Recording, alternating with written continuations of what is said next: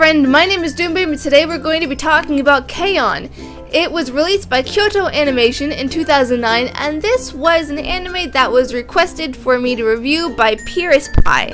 It's a slice of life anime that tells a story of two high school girls who want to form a band, so they join the school's light music club. However, the school requires that all clubs have a minimum of 4 members, so they pretty much harass their third member into joining, and then they bribe member number 4 with tea and snacks, despite her not actually knowing how to play any instruments. That fourth member, named Yui, ends up being a guitar savant, so it all works out in the end, and they get to start their club. Fast forward to the next year, after blackmailing their heavy metal loving music teacher into becoming their class rep, there's the new freshman class to join, which is when we meet the 5th member, the girl named Azusa. That means that the band is now fully formed with Mio on bass, Ritsu on drums, Yui on lead guitar, Azusa on rhythm guitar, and Sumugi on keyboard. I actually didn't like this opening at first. There was just something about it where it just didn't sit well with me, but by episode 2 or 3, I realized it was actually a really good opening. I really loved how it alternated between the girls performing the song and flashes of like their life without it actually being a part of the anime. Like, these were scenes that were unique to the opening. I also really liked how they presented the characters and just accurately portrayed who they were in their introductions. I also kind of like the funky border. Top it all off with a catchy and unique song called the Kagayaki Girls by the Japanese voice actresses, and you have a pretty stinking good opening theme. This was a closing where I was genuinely looking forward to it by the time the end of the episode came rolling around. Using a concept music video for the band as the closing not only was a really great idea, but it was very well executed. The music video was very well created, but the song itself was amazing. It's called Don't Say Lazy. Again, it's performed by the Japanese voice actresses, and it has more of an intense melody, but that's because the closing itself has a much more adult feel than the opening sequence does. My only complaint is that in terms of the video itself, there were a couple parts where they felt too slow for the song, and they just kind of felt like out of place.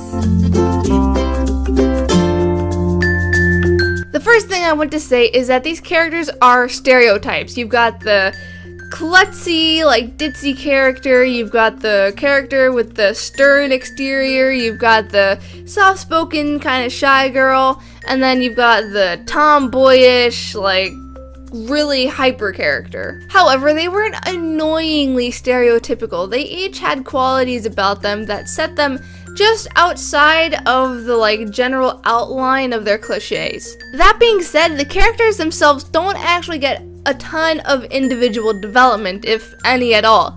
Instead, they grow as a group.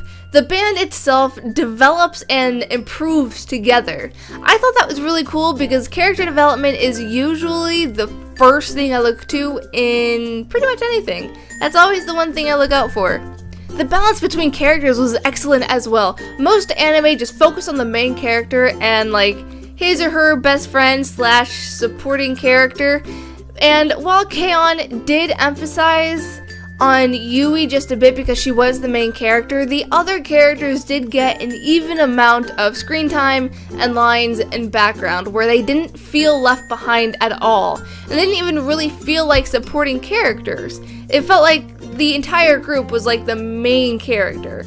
As for the actual story, this is a slice of life that doesn't have like some big conflict or ridiculous romance interests, and that makes me so happy. Look, I like watching slices because they're just fun to watch. They make me feel good. I like watching things that are light and fun, and they aren't dragging me down with some dark theme or some like dark depressing conflict or whatever.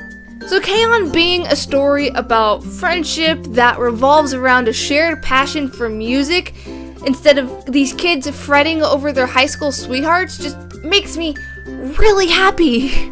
However, there were a number of plot conveniences that kind of distracted from the story and do need to be addressed, most of which came from Tsumugi or Nodoka. And now that I think about it, I think they all came from those two, except for the one giant plot convenience where Yui just picked up a guitar and then suddenly she's a world-class guitarist. But I mean, when Yui needed a guitar but the one that she wanted was really expensive, Mugi just happened to be the daughter of the CEO that owned the guitar store, so Yui could buy the guitar at exactly how much she had on the spot.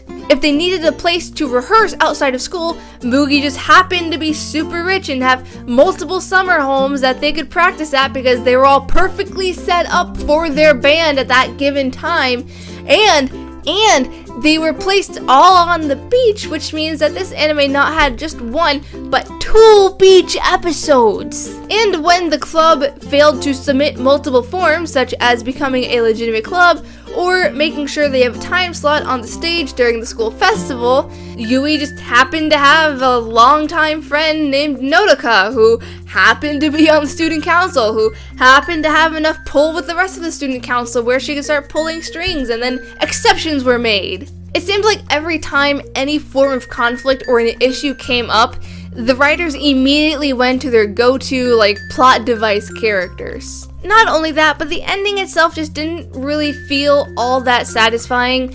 By the time the final episode came around, I just feel like nothing really happened, and it really just felt empty and abrupt. This is kind of difficult for me to talk about just because I don't really know how to properly explain it. I mean, on one hand, these characters are really just kind of generic and uninspired, but then in the other hand, they each had their own attribute, their own characteristic that made them their own characters. Whether it be their eyebrows or the way their hair was positioned, there was always something about each of these characters that made them recognizable as themselves, but also just made them just slightly, not entirely generic. It's sort of like how I mentioned earlier how they're stereotypes, but they're not painfully stereotypes. Does that even make sense? With that in mind though, I actually feel like the character design is appropriate for the anime itself. I mean, they're not Navy pilots and they're not magical girls and they're not running around in giant robots, so why should they be wildly created? They're just high schoolers that hope to play at Budokan one day. So they're plain, but they're just personalized enough to where they're recognizable as themselves. And I feel like it's fitting because, I mean, they're just high schoolers. As for anything else, honestly, it's just like your typical anime, so I really don't know what you want me to say. All in all, I'm really glad I got this as a request because I had never seen K-On! Before this, and I had no idea what it was about, and I was actually thoroughly impressed. The voice acting, the English voice acting, was actually really good, except for Yui's voice actress. Yui's voice actress just... no.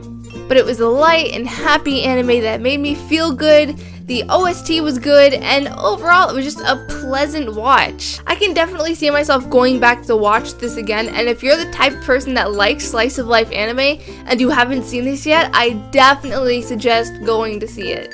Anyways, those are my thoughts on K-On! Have you seen it? Did you love it?